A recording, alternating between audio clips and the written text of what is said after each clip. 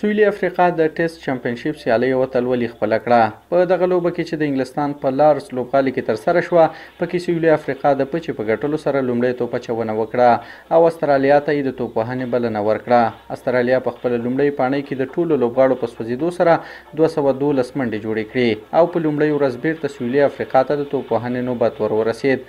افریقا هم په لومړۍ پاڼۍ کې په توپوهنه کې دومره ښه ونه ځلېدله او د ټولو لوبغاړو په سوځېدو سره یې یوازې 138 منډې جوړې کړې.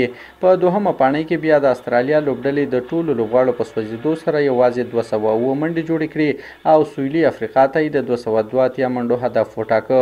په ځواب کې د هدف په تعقیب د سویلي افریقا لوبډلې دغه هدف د 15 لوبغاړو په سوځېدو سره پوره کړ او د 2015 میلادي کال د ټیسټ چمپionship سیالۍ اتلولي وګټله.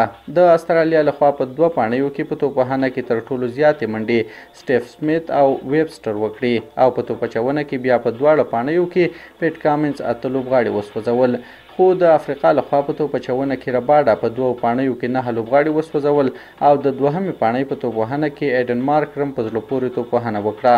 106 منډې جوړې کړې او خپله لوبډله بریا ته ورسوله.